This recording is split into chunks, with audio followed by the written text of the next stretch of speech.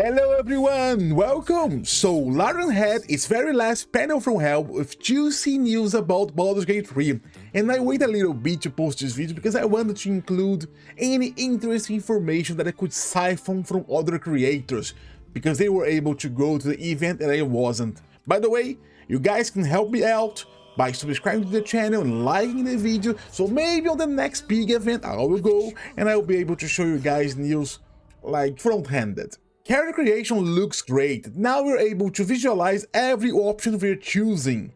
We have new and different customizations like skin maturity, freckles, vitiligo, and races like Dragonborn and Tieflings. You can even like change the color of the tips of your horn, so you can have a dual colored horn, which is good.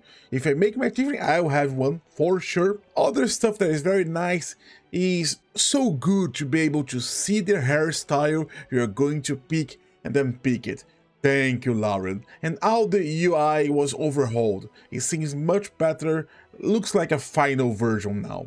Now, things that I really loved is, we all thought that you'd be able to play as origin characters, like be able to play as Astarion, Gale, etc. Yes, we thought that, but now it is confirmed, so that is great for me. Because of that, we can unveil its story much better. You got to be the character, and not only hear about it, because the narrator will be speaking directly to you, about you, with you. And that means, guys, that I have to play the game at least 7 times to completion. Because now we have 7 origin characters. Karlach, the Tiefling Barbarian, was confirmed. And there's a new character he's a Dark Urge, which is like, he's amnesic, so he doesn't remember anything, and you can choose any race and class with him.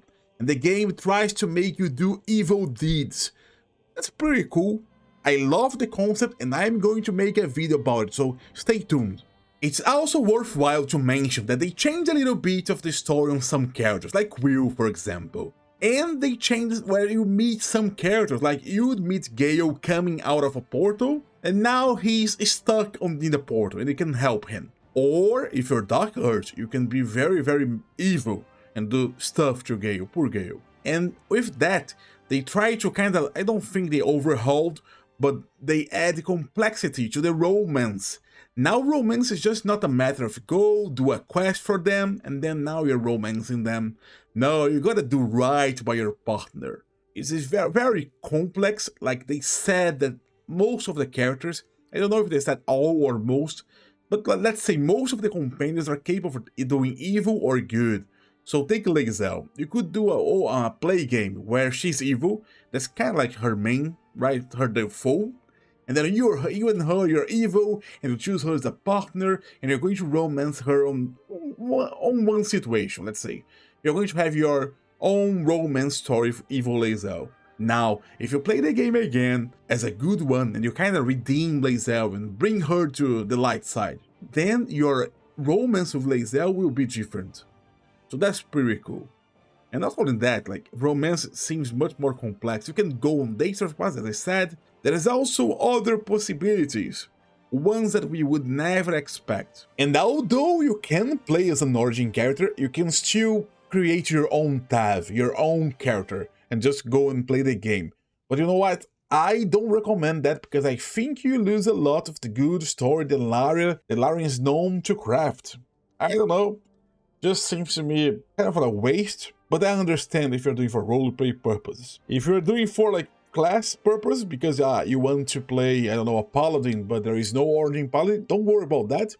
There will be a way to respect the class even for the companions. Oh, I forgot. Baldur's Gate, the city, also have a journal now. I know that's not like origin character, but you know, the journal, the newspaper. The newspaper will cover the deeds and whatever your party does. So you do something in the world, you can go to Baldur's Gate, and then the people in the town, they're going to be talking between themselves, talking about the things you've done. So that's pretty cool. Now, as I said, with classes, now you can respect, so that's pretty good. I don't have footage for here, okay? But it is what I have researched. It seems like the respect will cost 100 golds, and that's very, very good, because multiclass is also in the game, and if you screw up, you can go ahead and respect and become a good character again. Because, you know, guys, if you didn't play D&D, there are several combinations here that you can do that will make your game harder, let's say.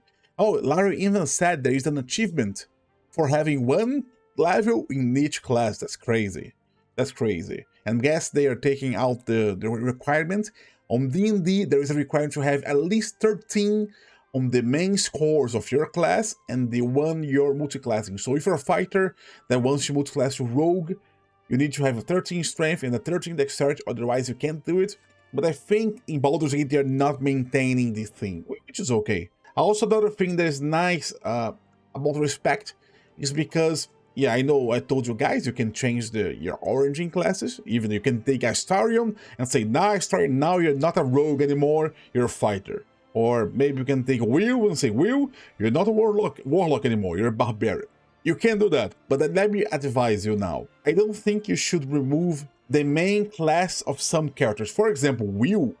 Will has a lot of story and dialogues because he's a warlock. And if you don't make him a warlock, you might lose a lot. It's not going to be replaced by other stuff. The same might work for Gale, maybe even for Shadowheart, because these are characters that are more defined by their classes, right? Now, if you think about Lae'zel or Astarion, being a fighter doesn't define Lae'zel, being a rogue doesn't define Astarion, so I think you're more safe there. So be careful. Be warned, my friends. And last information, that's not about classes, but wait, let's say it here, okay? They changed how Illithid powers work. On the game right now, early access, you have to use your powers and then you go back, you sleep, and you have the dream and stuff, and then your powers grow. Now it seems, and that's from what I gathered from other creators, they didn't say that on the panel from Hell.